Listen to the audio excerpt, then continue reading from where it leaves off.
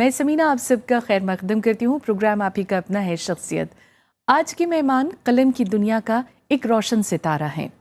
उनके कलम से तहरीर कुछ शेर मैं भी रखना चाहूँगी। अर्ज़ किया है कि हम अपने आप की पहचान लेके आए हैं, नए सुखन नए इम्कान लेके आए हैं। या वो ये भी कहते हैं कि ज़िंदगी जीने का पहले हौसला पैदा करो, सिर्फ ऊंचे खूबसूरत ख्वाब मत देखा करो। लफ्ज़ों को एहसास में पिरोकर उन्हें अवाम के दिल में उतर जाने का हुनर बखूबी आता है। शख्सियत में आज मुलाकात मशहूर व मारूफ शायर मंजर भोपाली से। भोपाल जिसे तहजीब का शहर कहा जाता है, जहां एक से बढ़कर एक महफिलें हुआ करती रही हैं। इन रंगों को सजाया भोपाल की बाशिंदों ने, बुजुर्गों ने, कला संस्कृति के चाहने वालों ने। और ऐसी ही तहजीब की नुमाइंदगी करते हैं यहाँ के मशहूर शायर मंजर भोपाली। सारी हदें दिल से मिटाने में लगे हैं, इस अर्ज को आकाश बनाने में लगे हैं, इस अर्ज को आकाश बनाने में लगे हैं। और शेर देखिए, फूलों के लिए जख्म भी खाना है जरूरी, हम लोग अभी कर्ज चुकाने में लगे हैं, हम लोग अभी कर्ज चुकाने में लगे हैं। मंजर भोपाली की शख्सियत अपने वालिदैन और अपने भाइयों बहनों की शफकत के तले परवान चढ़ी। मंजर भोपाली ने जिद्दोजहद का एक लंबा दौर भी देखा, लेकिन यही संघर्ष उनके शेरों में ढला तो समाज में इनकलाब भी लाया।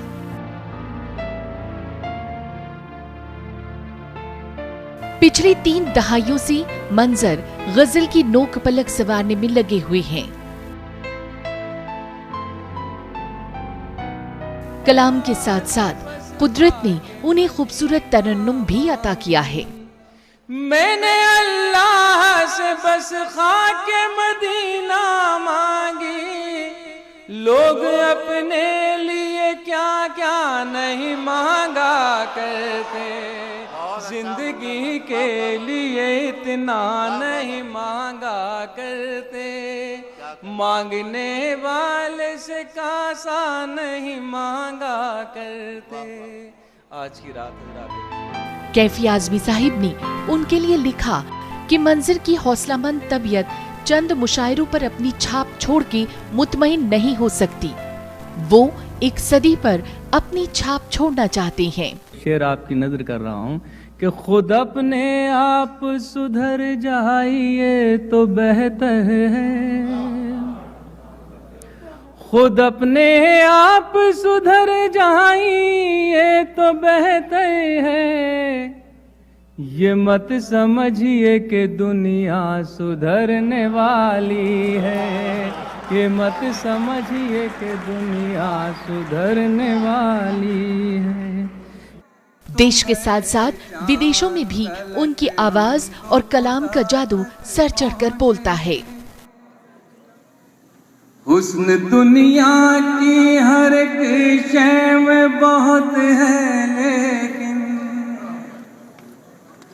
हुस्न दुनिया की हर एक शय में बहुत है, लेकिन कोई ऐसा नहीं जो उसकी अदा तक पहुँचे। यही वजह है कि हिंदी जानने वाले उन्हें अपना कहते हैं तो उर्दू वाले अपना। बोले जहाँ पे खत्म मसीहाई हो जमाने की, जहाँ पे खत्म मसीहाई हो जमाने की, वहाँ हर एक मसीहा अली अली बोले। उनके एक से बढ़कर एक शेरी मजमूए उनके अदब की तई खिदमत को जाहिर कर जाते हैं। अपने सफर में एक बेहतरीन हमसफर और उनकी बेटियां उनका सबसे बड़ा सरमाया है। मंजर भोपाली की तख्लीकी खिदमात के लिए उन्हें बेशुमार अवार्ड से भी नवाजा गया है। आज की तारीख में भी वो अदब और समाज में नए संदेश देने का काम बखूबी कर रही हैं। ये धरती दूर होली सी, दिवाली और रंगोली सी, ये धरती पूनम बैसाखी, ये धरती बहनों की राखी, ये धरती पूजा सी पावन, ये धरती ऋषियों का आसन, ये किसने शूल बो दिए। बहुत अच्छे, जिंदाबाद। बहुत बहुत खुशामदीद आदाब। मंजर साहब, प्रोग्राम शुक्रिया। शख्सियत में आपका, और बहुत खुशी है कि आज आप हम लोगों के लिए वक्त निकाल पाए और शख्सियत में तशरीफ़ ला पाए। ये मेरे लिए इज़्ज़त की बात है, मेरे लिए ऑनर की बात है कि आपने मुझे याद किया और मैं अपने हिंदुस्तान के साथियों के साथ आज बैठा हूँ यहाँ। सबसे पहले आप ही के अपने बचपन से, आपके माँ बाबा की बातों से और उन यादों से जो हमारी ज़िंदगी का सरमाया होते हैं। देखिए, मेरा एक शेर है कि इस तरह गुजरा है बचपन के खिलौने ना मिले, इस तरह गुजरा है बचपन के खिलौने ना मिले, और जवानी में बुढ़ापे से मुलाकात हुई। तो बचपन तो बड़े मसाइल से मेरा गुजरा, बड़ी मुश्किलों से गुजरा। जहाँ तक बचपन का सवाल है, मेरे वालिद अमरावती के अचलपुर बरार के रहने वाले थे और वालदा यूपी से हसवा की थी, फतेहपुर से। और हमारा मरकज़ जो बना भोपाल में, वालदा की गोद में था जब मैं भोपाल आया था। और धीरे धीरे वहीं हम लोगों ने तालीम हासिल करी, फिर उसके बाद वहीं हम लोग रहे, और अब भोपाल का नाम ही मेरे नाम के साथ जुड़ चुका है। तो ये मेरे लिए ऑनर की बात है कि तो भोपाली रखा किसने, आपने खुद ने या लोगों ने आपको उससे मंसूब कर लिया? जब मैं 8वीं या 9वीं क्लास में था, उसके बाद मैंने तालीम मुकम्मल करी, बीए में आया, तो उस ज़माने में मुझे एक तखल्लुस की ज़रूरत पड़ गई। मेरे कुछ शायर दोस्त थे उस ज़माने के, बुज़ुर्ग शायर, जो उस ज़माने में शायर बहुत मोहब्बत करते थे अपने जूनियर की, अपने जो नए शायर हुआ करते थे उनके साथ बहुत उनका मोहब्बतों का रवैया, प्यार का रवैया रहता था। जो मेरे उस्ताद थे और अभी भी मैं उन्हें उस्ताद ही मानता हूँ, मुझे बहुत कुछ सिखाया उन्होंने और मैंने बहुत कुछ उनसे सीखा।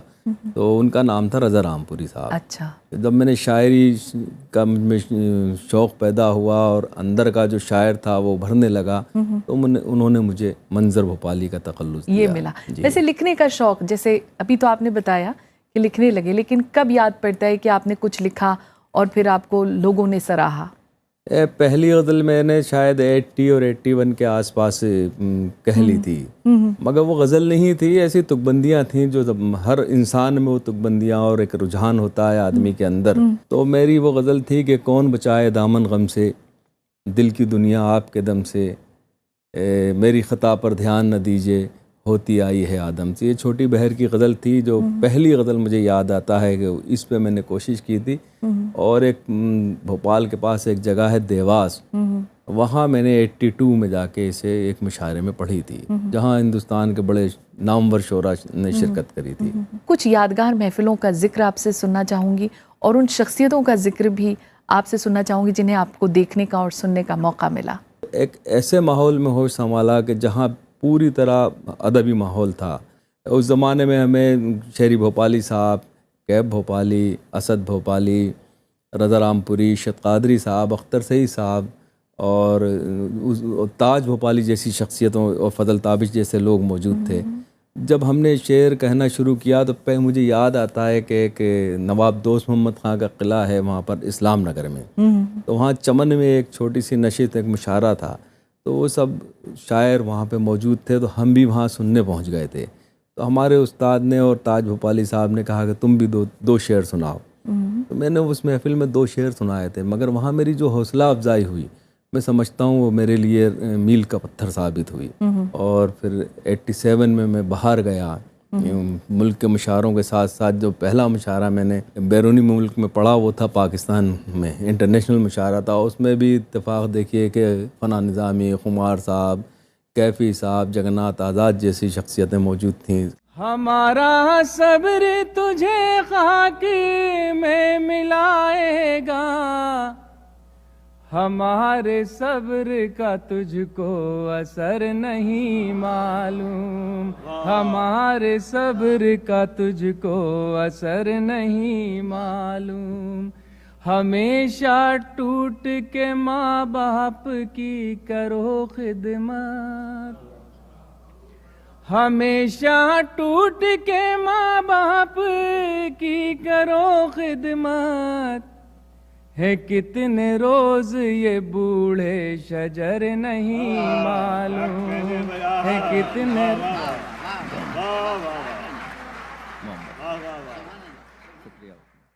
देखा जाए तो हर शायर कहीं ना कहीं किसी न किसी चीज़ से इंस्पायर्ड होता है। जी। आपको किन चीज़ों से तहरीक मिली कि आपने लिखना शुरू किया? देखिए, बचपन में बहुत ही शरीर था और अक्सर मैं लोगों को परेशान करता रहता था, मोहल्ले के लोगों को। तो मुझे बचपन से ही फूलों से और दरख्तों से बड़ा प्यार था। मैं कभी किसी के गल में गमले से पेड़ उठा के निकाल के ले आता था, कभी फूल तोड़ के ले आता था। तो मैं फूलों से बहुत प्यार करता था। और अभी भी मैंने एक काम किया है बड़ा, कि मैंने तकरीबन 1500 शेर दरख्तों पर इंतखाब किए हैं पूरी दुनिया के शायरों के। अच्छा। और वो अब मेरी किताब आ रही है, साये में चले आओ। तो वो एक सदा मुझे मिल गई थी। मेरी वालदा ने, मैं एक पड़ोसी के यहाँ से गमले में से एक पेड़ लेके अपने घर आ गया था। और वो स्कूल में एक कंपटीशन था, तो बड़ा खूबसूरत फूल खिला हुआ था। वो पेड़ ले जाके मैंने वो दरख्त लेके, पौधा ले जाकर उस गमले में का पौधा उसका निकाल कर और स्कूल में पेश कर दिया था। तो उस पर मुझे इनाम भी मिल गया था। मगर जब उन्हें रात में पता चला कि ये शरारत इन्होंने करी है, तो मेरी बहुत पिटाई हुई। और वालदा ने उस ज़माने में कहा था कि अब एक पेड़ की सज़ा ये है कि अब तुम ज़िंदगी में 100 पेड़ लगा के देना। इसने तुम्हारा क्या नुकसान किया था, इस पेड़ ने, इस खूबसूरत फूल ने। तो मैंने उसके वालदा के उस हुक्म की तामील में 2000 पेड़ लगाए। अरे वाह। और मैंने पूरे फार्म हाउस में पेड़ ही पेड़ लगाए हैं। अब उन पेड़ों पे शेर लिखे जाएंगे जो मैंने इंतखाब किया है। क्या बात वो किताब आएगी। और उसी बाग में जो मेरी वालदा का ख्वाब था और मेरी मेहनत है, उस बाग में उस किताब का रस्म इजरा है। उसका नाम है साये में चले आओ। मंजर साहब, आपके कुछ अपने हैं जिन्होंने आपके आज तक के सफ़र को देखा है। मैं चाहूँगी आप उन्हें देखें और फिर अपनी राय से हमें नवाजें। आइए देखते हैं। मंजर साहब हमारे भोपाल से ताल्लुक़ रखते हैं, लेकिन सारी दुनिया में हिंदुस्तान की नुमाइंदगी करते हैं। बहैसियत शायर उनकी मकबूलियत दिन ब दिन बढ़ती जा रही है और अरसे दराज से वो मशायरे की दुनिया पर छाए हुए हैं। मंजर साहब, मुझे आपसे मिलकर, आपको देखकर, आपकी शख्सियत से मैं वाकिफ़ हूँ, बल्कि मुझे खुशी होती है आपसे मिलकर हमेशा।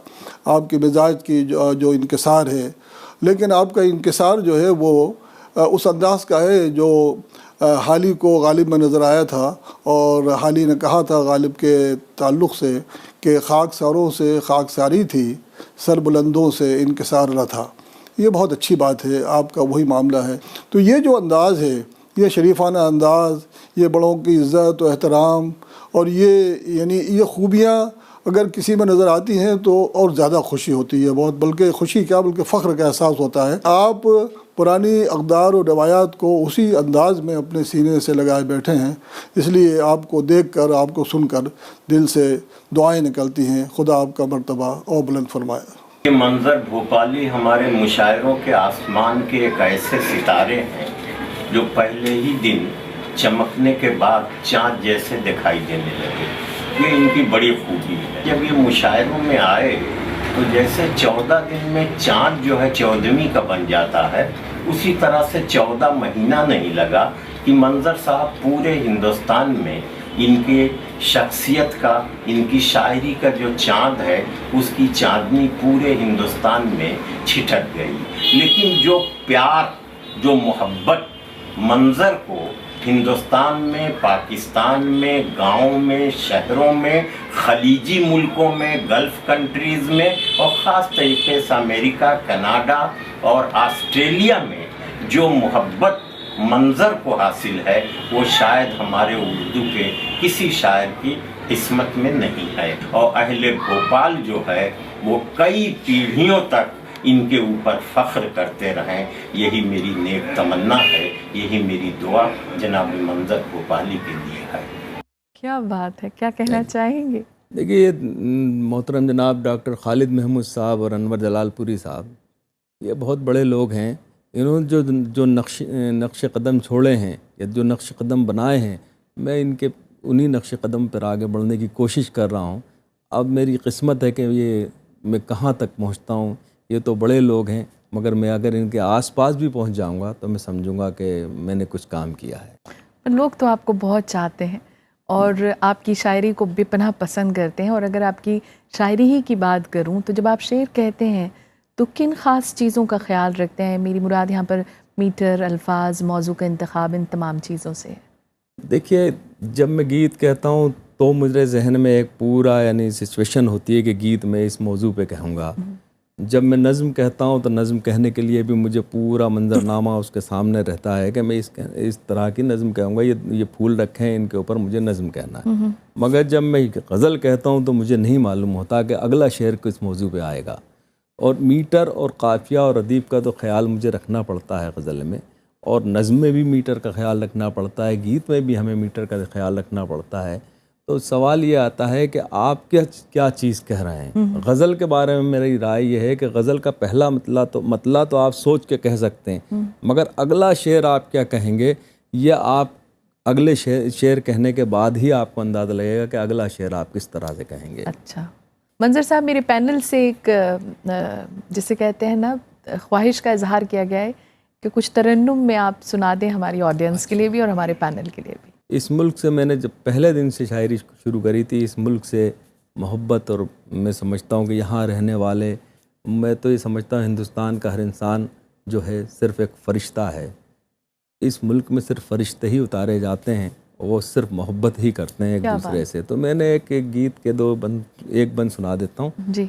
ये धरती सोने का कंगन, ये धरती चांदी का दर्पण, ये धरती मस्जिद का आंगन, ये धरती संतों का चंदन, ये किसने शूल बो दिए।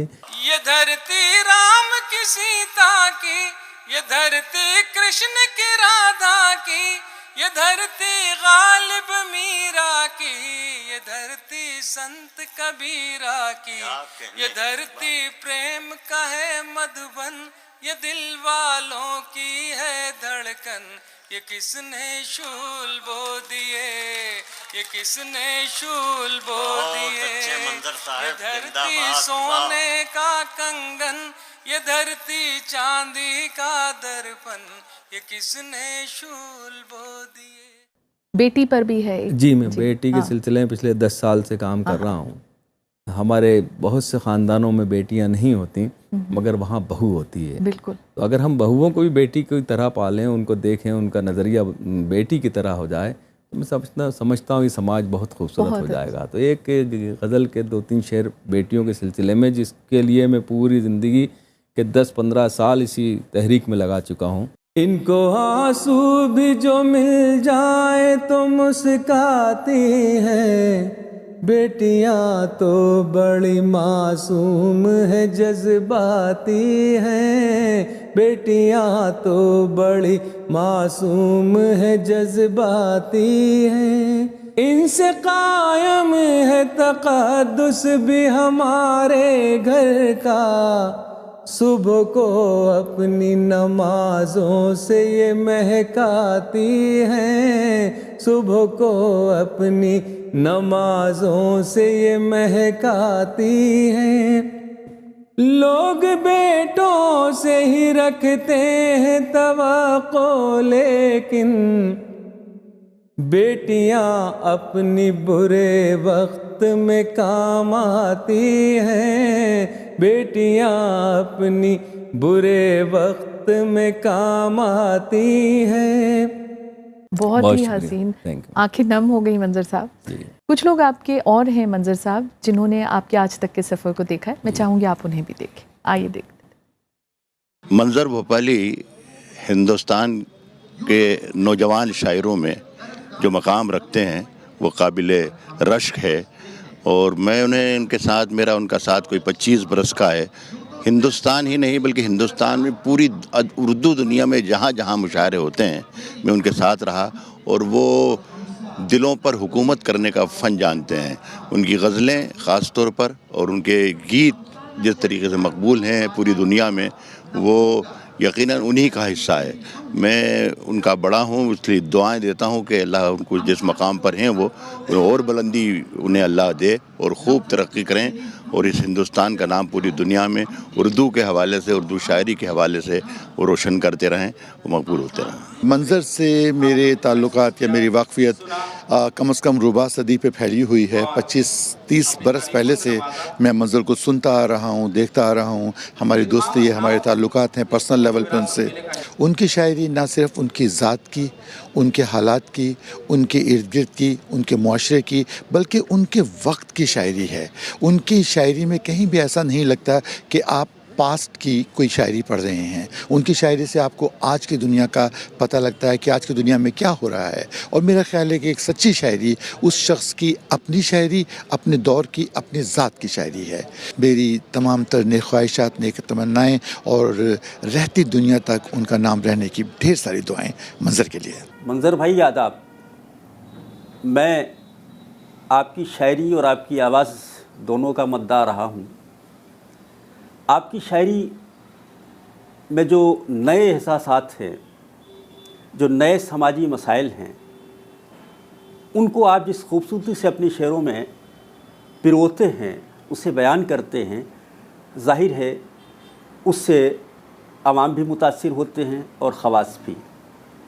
आपकी शायरी में वो तमाम चीज़ें मौजूद हैं जो आज के हालात का तकाज़ा हैं। आपकी शख्सियत में यही नहीं है कि आप बहुत अच्छे शेर कहते हैं, बल्कि आप एक अच्छे इंसान भी हैं। हम ये भी उम्मीद करते हैं कि आज मुशायरों या कफ सम्मेलनों पर जो सवाल आया है उसमें बस चंद ही शोरा हैं जिनमें आपका नाम सबसे पहले है कि जो मेयारी कलाम पढ़ रहे हैं। मैं उम्मीद करता हूँ कि आप इस मेयार को आइंदा भी बरकरार रखेंगे और जो अदब नवाज हल्का है वो उसकी ज़हनी और रूहानी आसूदगी का सामान फराहम करते रहेंगे। बहुत चाहते हैं मंज़र साहब आपको लोग। ये सब बड़े लोग हैं। देखिए आप ये फ़रत एहसास साहब जो अमेरिका से आपके इस स्टूडियो में बोल रहे हैं, मैंने इनके साथ बहुत पूरी दुनिया में मुशायरे पढ़े, और राहत भाई तो मेरे बड़े भाई हैं। इनकी सरपरस्ती तो मेरे लिए बहुत ही ज़रूरी थी। जिस ज़माने में मैंने मुशायरे शुरू किए थे और शायरी शुरू करी थी, तो पहला शख्स था जिसने मेरे सर पे हाथ रखा था। क्या बात। उसका नाम था राहत इंदौरी। और आज तक हम वही बड़े भाई, जैसे उन्होंने खुद ही कहा कि मेरे छोटे भाई की तरह है, तो हमारा रिश्ता वही है कि हम 3 भाई नहीं बल्कि 4 भाई हैं। वैसे मुशायरों से उर्दू को कितनी सांसें मिल जाती? देखिए, जब तक मैं, बुनियाद तो उर्दू है, ज़ुबान है, मुशायरा तो उसके एक चेहरा है। तो जब तक उर्दू मौजूद है, उर्दू रहेगी, तब तक मुशायरा है। मुशायरे में ये ज़रूर है कि मुशायरे ने पूरी दुनिया में अपना उर्दू को पहचान कराई। बहुत से ऐसे लोग थे जो उर्दू नहीं जानते थे। अब मुशायरे अमेरिका और यूरोप के मुशायरे में कभी कभी हम ये भी देखते हैं कि कुछ अंग्रेज़ लोग आके बैठते हैं, वो पड़ोस में जो बैठा हुआ सामीन है उससे पूछते हैं कि इसका मतलब क्या है, उसका मतलब क्या है। तो उर्दू के लिए उनमें एक दिलचस्पी पैदा होती है। मुशायरों में गुटबंदी की भी खबरें मिलती हैं, तो ये जो गुटबंदी है, ये मतलब उर्दू की अस्मिता को या उर्दू के चाहने वालों को कितनी बड़ी ठेस है ये? देखिए, मैं समझता हूँ कि मैंने तकरीबन 35 साल हो गए इस मुशायरे में। पहले दिन से इस गुटबंदी का सामना किया, जो आप सियासत कह रही हैं जी। उस सियासत का, मुशायरे की सियासत का सामना कर रहा हूँ, करता रहा हूँ। मगर इससे मुशायरे में आने वाला कोई जिसमें टैलेंट है, जिसमें सलाहियतें हैं, उसे कभी सियासत नहीं रोक सकती। ये मेरा पूरा 35 साल का तजुर्बा है कि अगर कोई अच्छा शायर है तो वो देर से आएगा, मगर जिस वक्त वो आ जाएगा माइक पे, उस वक्त फिर वो सारी सियासत और सारी गुटबंदी उसके ख़िलाफ़ तोड़ दी जाती है, ख़त्म हो जाती है। उसमें इतनी सलाहियत है कि फिर कोई रोक नहीं पाता। चलते चलते आपकी पसंद का एक गीत हम ज़रूर सुनना चाहेंगे जो आपने भी कभी गुनगुनाया हो, और अगर आप गुनगुना के सुना दें तो बहुत ही बढ़िया। एक गाना मुझे बहुत पसंद है और अक्सर व बेशतर जब मुझे फुर्सत के लम्हे मिलते हैं तो मैं वो गाना ज़रूर सुनता हूँ, वो गीत ज़रूर सुनता हूँ। वो पाकीज़ा फिल्म का है, चलो दिलदार चलो चांद के पार चलो, हम भी तैयार चलो, चलो दिलदार चलो चांद के पार चलो, हम भी तैयार चलो।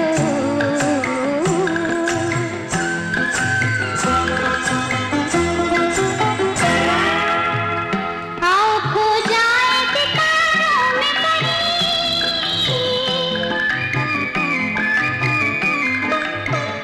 आओ खो जाए सितारों में कहीं, छोड़ दे आज ये दुनिया ये ज़मीन, दुनिया ये ज़मीन।